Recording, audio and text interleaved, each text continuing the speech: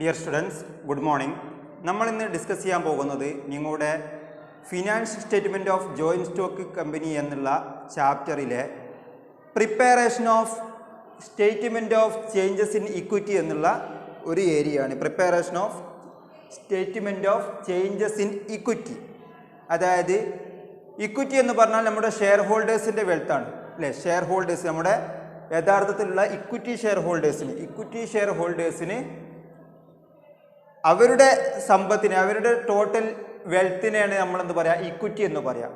ആ ഇക്വിറ്റിയിൽ വരുന്ന ചേഞ്ചസ് അല്ലെങ്കിൽ ഷെയർ ഹോൾഡേഴ്സിൻ്റെ വെൽത്തിനെ നെഗറ്റീവായിട്ടോ പോസിറ്റീവായിട്ടോ ബാധിക്കുന്ന എഫക്റ്റുകളെ കാണിക്കാൻ വേണ്ടിയിട്ടാണ് നമ്മൾ statement of changes in equity ഉണ്ടാക്കുന്നത്. ഓക്കെ, എങ്ങനെയാണ് statement of changes in equity ഉണ്ടാക്കുക എന്നുള്ളത് നമുക്ക് ഡിസ്കസ് ചെയ്യാം.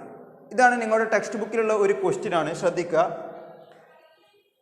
Share capital at beginning 200, retained earnings at beginning 400, share security premium at beginning 200, capital redemption reserve at beginning 200, revaluation reserve at beginning 200, prior period errors result in increase of profit.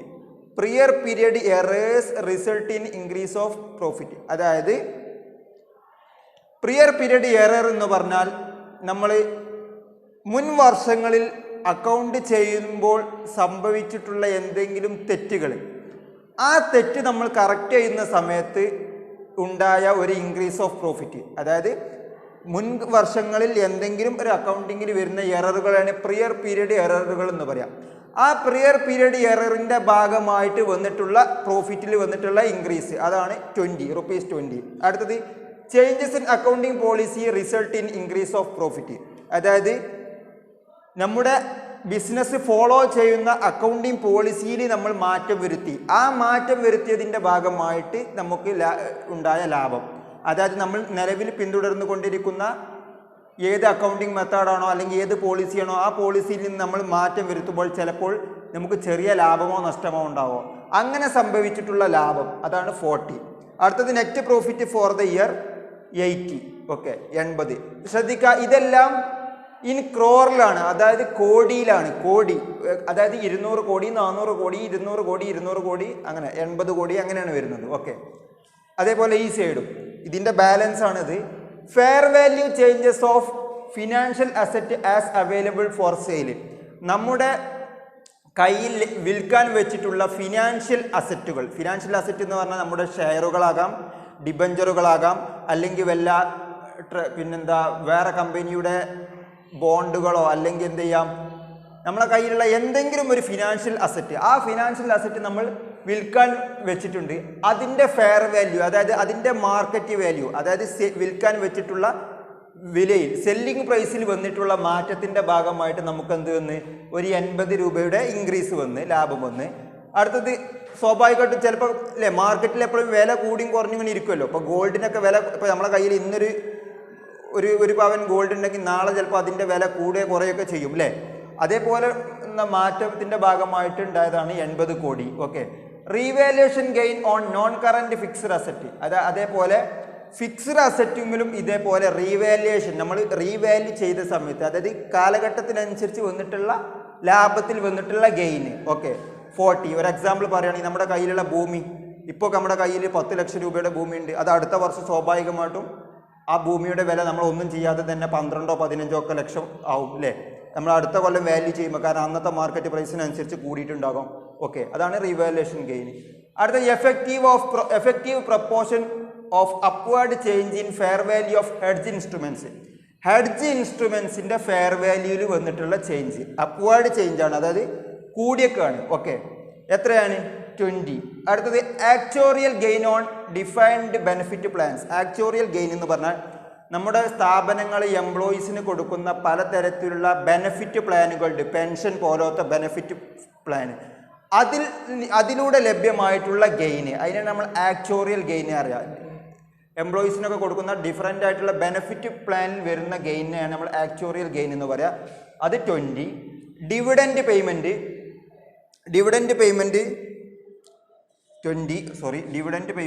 20 ആണ്. Okay. Dividend payment 20. പിന്നെ പറഞ്ഞത് issue of 2 crore new shares of ₹10 each at ₹100. അതായത് 10 രൂപ വിലയുള്ള 2 കോടി പുതിയ ഷെയറുകൾ, 10 രൂപ വിലയുള്ള 2 കോടി പുതിയ ഷെയറുകൾ 100 രൂപയ്ക്ക് വിറ്റ്. മനസ്സിലാക്കണം, കമ്പനിയുടെ 2 കോടി ഷെയറുകൾ വിറ്റ്. ഒരു ഷെയറിൻ്റെ വില 10 രൂപയുള്ളൂ, പക്ഷെ അത് എത്ര രൂപക്കാണ് വിറ്റത്? 100 രൂപക്ക്. അപ്പോൾ ബാക്കി 90, എക്സ്ട്രാ 90 എന്താണ്? പ്രീമിയം ആയിട്ട് കിട്ടിയ എമൗണ്ട് ആണ്. ഓക്കെ. അടുത്തത് buyback of ₹80 lakh shares of ₹10 each at ₹50. അതായത് 80 ലക്ഷം അല്ലേ, 80 ലക്ഷം ഷെയറുകൾ 10 രൂപയുടെ ഷെയറാണ് നമ്മൾ എന്ത് ചെയ്ത് തിരിച്ചു വാങ്ങി, ബൈബാക്ക് ചെയ്ത്. അതായത് നമ്മുടെ ഷെയർ ഹോൾഡേഴ്സിൻ്റെ കയ്യിൽ നിന്ന് കമ്പനി തിരിച്ചിങ്ങോട്ട് തന്നെ ഷെയർ തിരിച്ചു വാങ്ങി. ആ ഷെയറിൻ്റെ വില എത്രയാണ്? 10 രൂപയാണ് യഥാർത്ഥ വില. 80 ലക്ഷം ഷെയർ തിരിച്ചു വാങ്ങിയിട്ടുണ്ട്, 10 രൂപയാണ് അതിൻ്റെ വില. പക്ഷെ എത്ര രൂപ കൊടുത്തിട്ടുണ്ട് തിരിച്ചു വാങ്ങിയ സമയത്ത്? 50 രൂപ കൊടുത്തിട്ടുണ്ട്. 10 രൂപേൻ്റെ ഇത് 50 രൂപ കൊടുത്തിട്ടാണ് തിരിച്ചു വാങ്ങിയത്. ഓക്കെ. അടുത്തത് issue of bonus share out of capital redemption reserve. Issue of bonus share നമ്മൾ ഇഷ്യൂ ചെയ്ത്. നിങ്ങൾക്കറിയാം, ബോണസ് ഷെയർ എന്ന് പറഞ്ഞാൽ നമ്മൾ ഫ്രീ ആയിട്ട് കൊടുക്കുന്ന ഷെയറാണ്. അതുകൊണ്ട് നമ്മുടെ കയ്യിൽ കമ്പനിയുടെ ക്യാപിറ്റൽ റിഡംഷൻ റിസർവിലുള്ള എമൗണ്ട് എടുത്തിട്ടാണ് നമ്മൾ എന്ത് ചെയ്തത്? ബോണസ് ഷെയർ ഇഷ്യൂ ചെയ്തത്. അതായത് ബോണസ് ഷെയർ വാങ്ങുന്ന ആളുകൾക്ക് നമുക്ക് എന്ത് ചെയ്യില്ല, ക്യാഷ് തരില്ല. അതിന് പകരം നമ്മൾ എന്ത് ചെയ്ത് ബോണസ് ഷെയർ 180 കോടിയുടെ ബോണസ് ഷെയർ ആണ് വിറ്റത്. ആ ബോണസ് ഷെയറിന് ഈക്വൽ ആയിട്ടുള്ള എമൗണ്ട് നമ്മൾ ക്യാപിറ്റൽ റിഡംഷൻ റിസർവിൽ നിന്നാണ് എടുത്തിട്ടുള്ളത്. ഓക്കെ, ക്ലിയർ ആയല്ലോ? ക്വസ്റ്റ്യൻ ശരിക്കൊന്ന് ശ്രദ്ധിക്കുക. നമ്മളിത് വായിച്ചിട്ടാണ് ഇനി എന്ത് ചെയ്യാൻ പോകുന്നത്? പ്രോബ്ലം ചെയ്യാൻ പോകുന്നത്. ഓക്കെ, ഐറ്റംസ് ഒന്ന് ഓർത്ത് വെക്കുക.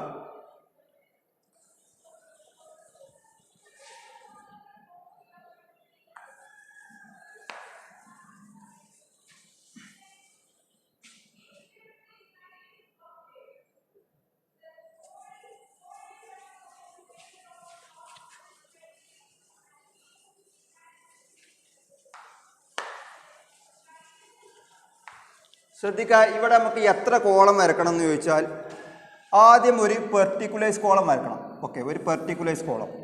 പിന്നെ നമുക്ക് ഒരു നോട്ട് ഉണ്ടാക്കണ കോളം. ഇതിൽ പ്രത്യേകം ശ്രദ്ധിക്കണം, എല്ലാത്തിനും നോട്ട് ഉണ്ടാവും അല്ലേ? ആ നോട്ട് ഉണ്ടാക്കണ ഒരു കോളം വരക്കണം. നോട്ട് നമ്പർ എന്നാണ് പറയുക. ഓക്കെ.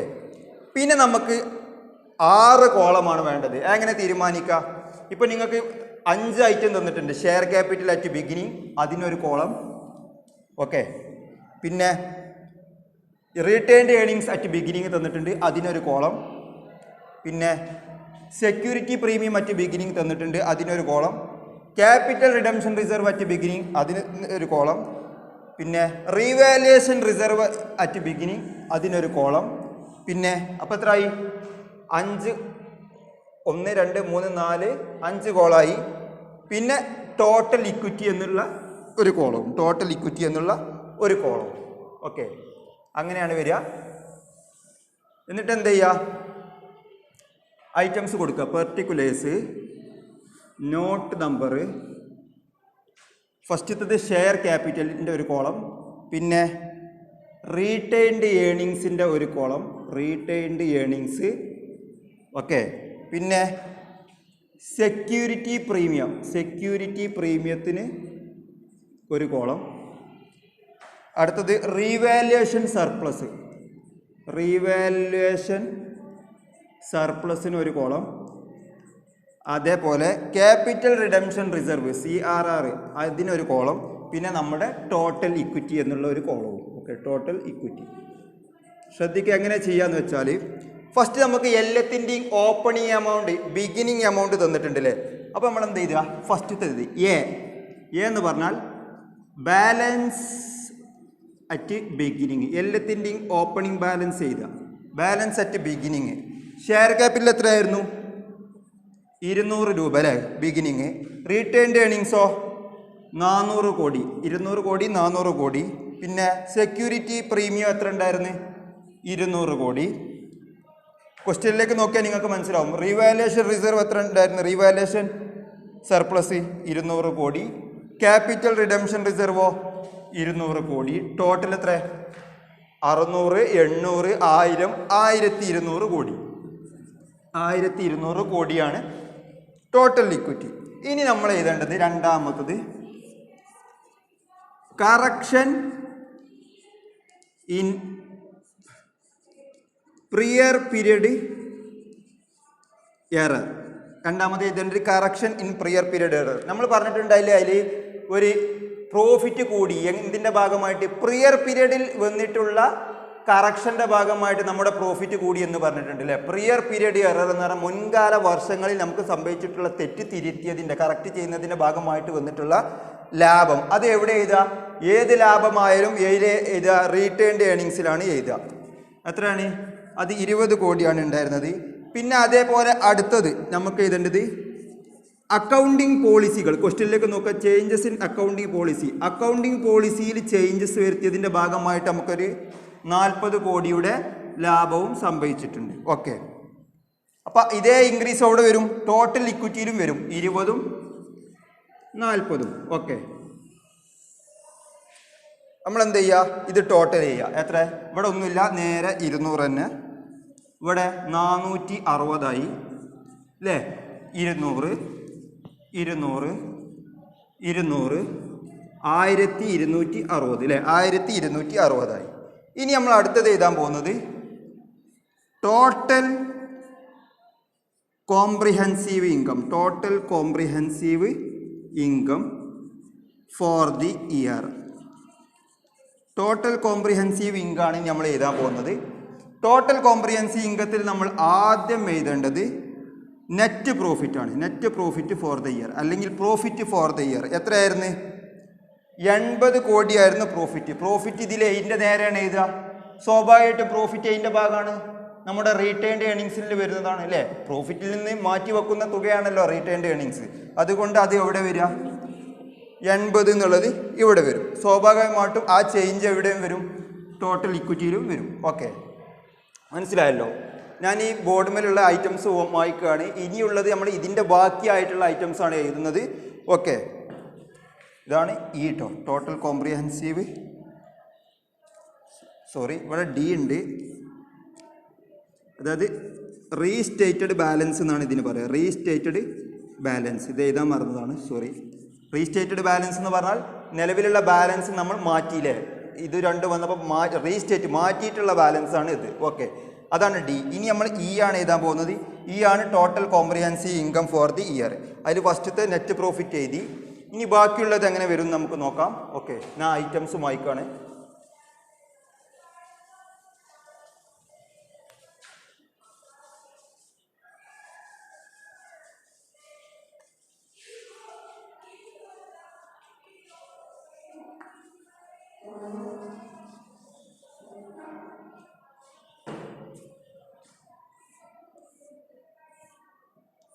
ഓക്കെ, ശ്രദ്ധിക്കാം.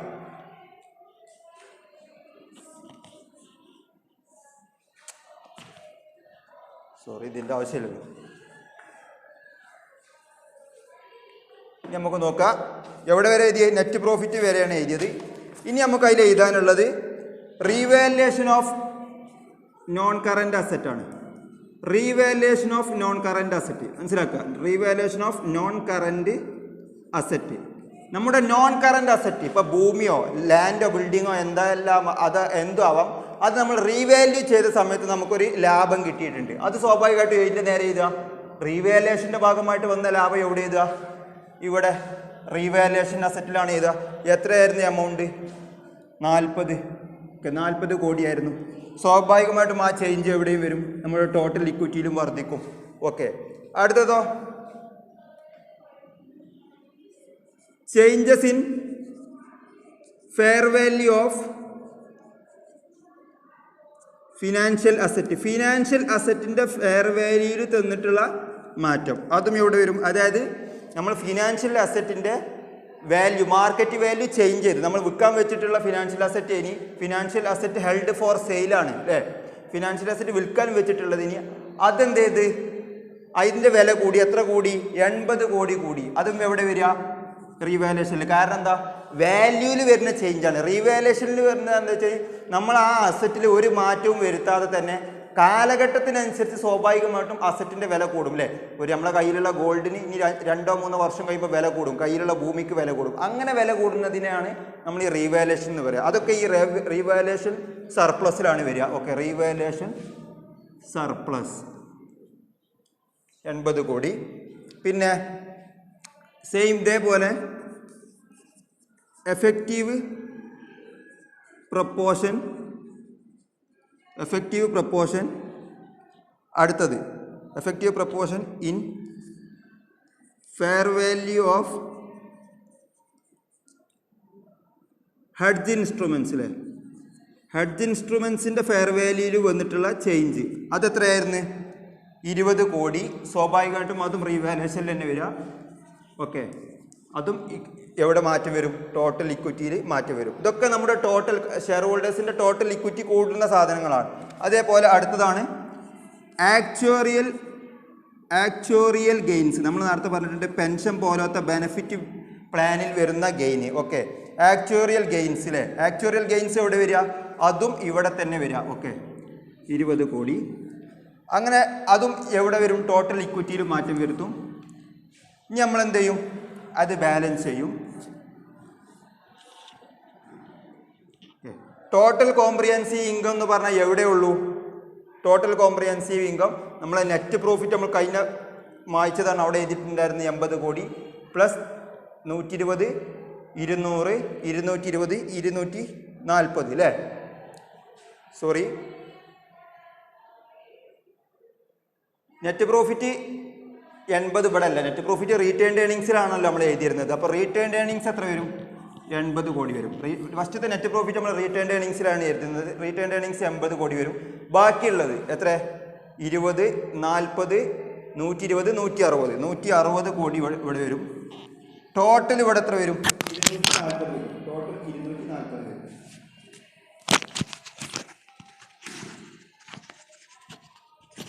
സോറി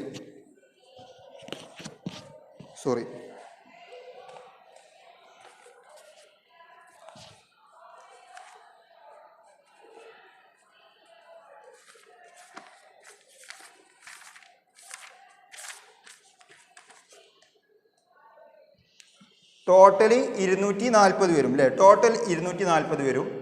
അതാണ് ടോട്ടൽ കോംപ്രിഹെൻസീവ് ഇൻകം അല്ലേ? ടോട്ടൽ കോംപ്രിഹെൻസീവ് ഇൻകം ടോട്ടൽ ആണ്. ഓക്കെ, 80 കോടി. ഇനി നമുക്ക് എഴുതാനുള്ളത് ഇത് മായ്ക്കാണ്.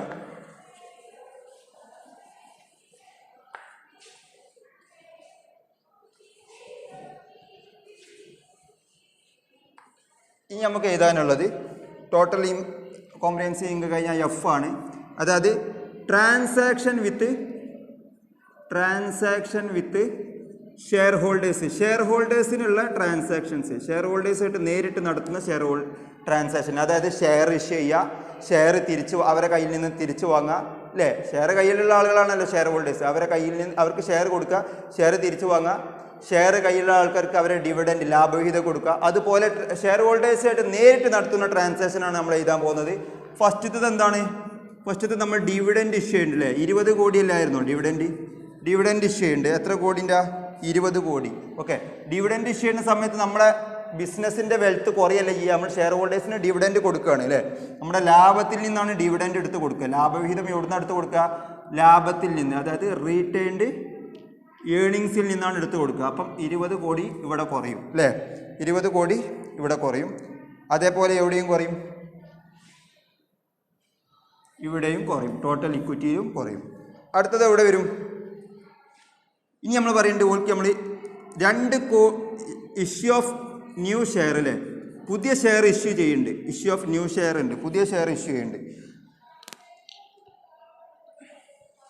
പുതിയ ഷെയർ ഇഷ്യൂ ചെയ്യുമ്പോഴുള്ള പ്രത്യേകത എന്താ? നമ്മൾ പറഞ്ഞ 2 കോടി ഷെയറാണ് ഇഷ്യൂ ചെയ്യുന്നത്. ഒരു ഷെയറിൻ്റെ വില 10 രൂപയാണ്. അത് 100 രൂപക്കാണ് വിൽക്കുന്നത്. ഓക്കെ, 100 രൂപക്ക്. അപ്പം 2 കോടി ഇൻറ്റു 100 എന്ന് പറയുമ്പം 200 കോടി രൂപ കമ്പനിയുടെ കയ്യിലേക്ക് വരും അല്ലേ? 200 കോടി അല്ലേ? 2 കോടി ഷെയർ ഒന്ന് 100 രൂപക്കാണ് വിൽക്കുന്നത്. 200 കോടി കമ്പനിയുടെ കയ്യിലേക്ക് വരും.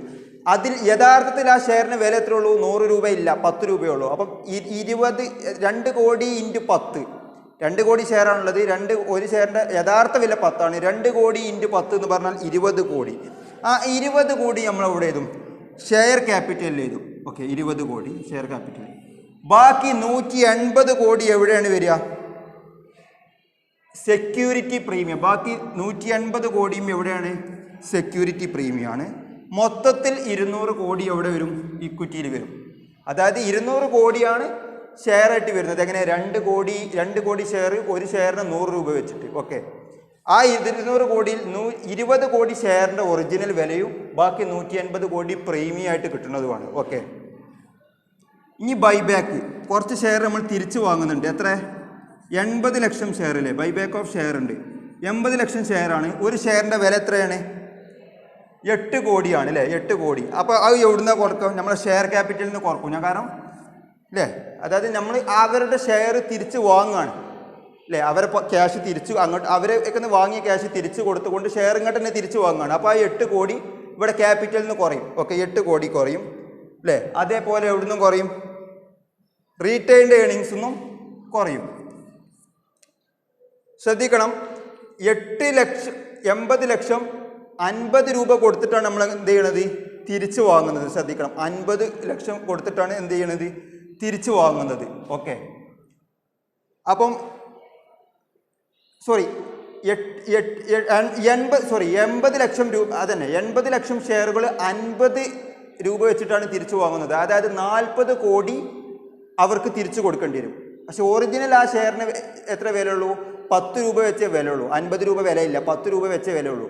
അപ്പം 80 ലക്ഷം ഇൻറ്റു 10, 8 ഒറിജിനൽ വില. ബാക്കി 40 ലക്ഷത്തിൽ ബാക്കി 32 ലക്ഷം എങ്ങനെയാണ്? സെക്യൂരിറ്റി പ്രീമിയം ആയിട്ടാണ് കൊടുക്കുന്നത്. നമ്മൾ എക്സ്ട്രാ കൊടുക്കുകയാണ്. ഒറിജിനലിൽ 80 ലക്ഷം ഷെയറിന് 8 കോടി കൊടുത്താൽ മതി. പക്ഷെ 40 കോടി കൊടുക്കുന്നുണ്ട്. ബാക്കി 32 എന്താണ്? നമ്മൾ സെക്യൂരിറ്റി പ്രീമിയം ആയിട്ടാണ് കൊടുക്കുന്നത്. ഓക്കെ, അതേപോലെ പിന്നെന്തുണ്ട്?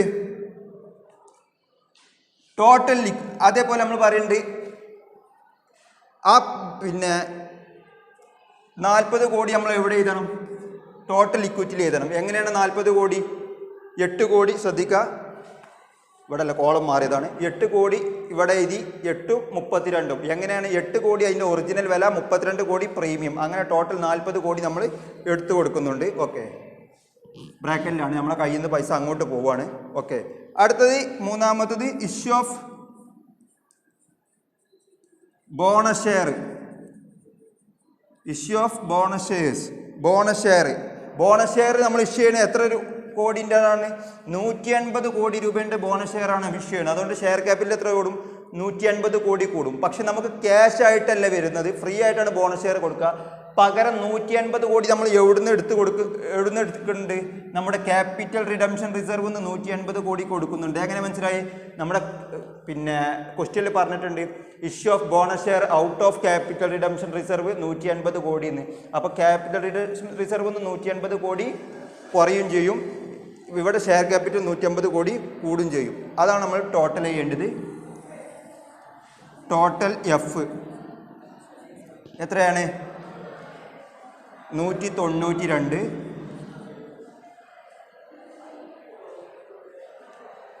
അതായത് 180ഉം 220ഉം 200ആയി. 8 കുറച്ചാൽ 192. 28 എങ്ങനെ വന്നത്? ഇവിടെ 8 ഉണ്ട്. 28. 180 32. 180 32 കുറച്ചാൽ എത്രയാണ്? 180 32 കുറച്ചാൽ 148. ഓക്കെ, 148. ഇവിടെ 180 മൈനസും ഇവിടെ ഒരു 8 ഉണ്ട്. നേരത്തെ 8ആണ്. 180 മൈനസ് ഇത് പോസിറ്റീവ് 8ആണ്. 180ഉം 8ഉം 172. ഇതോ 20. 200ൽ നിന്ന് 40 കുറക്കുക, അതേപോലെ 20ഉം കുറക്കുക. അപ്പോൾ എത്ര? 60 കുറച്ചാൽ ബാക്കി 140. ഓക്കെ, 140. ഇനി നമുക്ക് ചെയ്യാനുള്ളത് ഇത് ബാലൻസ് ചെയ്യുക എന്നുള്ളതാണ്. ബാലൻസ് ചെയ്യുന്ന സമയത്ത് ശ്രദ്ധിക്കുക, എത്ര കിട്ടും? നമ്മുടെ ഇവിടെ 192 ഉള്ളത്. ഈ 192ഉം അതേപോലെ നമ്മുടെ റീസ്റ്റേറ്റഡ് ബാലൻസ് ഉണ്ടല്ലോ, ആദ്യത്തെ റീസ്റ്റേറ്റഡ് ബാലൻസ് 200. 200ഉം 192ഉം കൂട്ടുക 392 കിട്ടും. ഓക്കെ, എല്ലേതും എന്ത് ചെയ്യുക, ഇത് ഓരോന്നിലും നമ്മുടെ റീസ്റ്റേറ്റഡ് ബാലൻസിനോട് കൂടെ നമ്മുടെ ഈ ടോട്ടൽ എഫ് കൂട്ടുക. അപ്പോൾ എത്ര കിട്ടും? 392, 512, 348, അതേപോലെ 360, 28, 1640 ഇങ്ങനെ കിട്ടും. ഓക്കെ, ഇത് നിങ്ങൾക്ക് എത്രത്തോളം ക്ലിയർ ആവുന്നുണ്ടെന്നുള്ളത് എനിക്ക് മനസ്സിലാവണില്ല. കാരണം സൗണ്ടിൻ്റെ ഒരു പ്രശ്നമുണ്ട് കുറേ ക്ലാസ്സിലുള്ളതുകൊണ്ട്. അതുകൊണ്ട് ഇതിൻ്റെ വോയിസ് എത്രത്തോളം ക്ലിയർ ആവും എന്നുള്ളത് എനിക്ക് പറയാൻ പറ്റില്ല. ഭയങ്കര ഡിസ്റ്റർബൻസ് ഉണ്ട് പുറത്തുനിന്ന്. അതുകൊണ്ട് നിങ്ങൾ ഈ വീഡിയോ കാണുന്ന സമയത്ത് എന്തെന്നായാലും ഹെഡ്സെറ്റ് ഉപയോഗിച്ചിട്ട് കേൾക്കുക. ഓക്കെ, എന്നാലേ കുറച്ചെങ്കിലും മനസ്സിലാക്കാൻ കഴിയുള്ളൂ. ഇത് നമുക്ക് ഇതുവരെ ഡിസ്കസ് ചെയ്യാത്ത പ്രോബ്ലം ആയതുകൊണ്ടാണ് ഞാൻ എന്ത് ചെയ്യുന്നത്, ബോർഡിൽ ചെയ്യുന്നത്. ഇപ്പോൾ ഇവിടെ ക്ലാസ്സിൽ നിന്ന് വീഡിയോ ചെയ്യുക എന്ന് പറഞ്ഞാൽ ഭയങ്കര ബുദ്ധിമുട്ടുള്ള കാര്യമാണ്. ഓക്കെ, നിങ്ങൾക്ക് മനസ്സിലാവുന്ന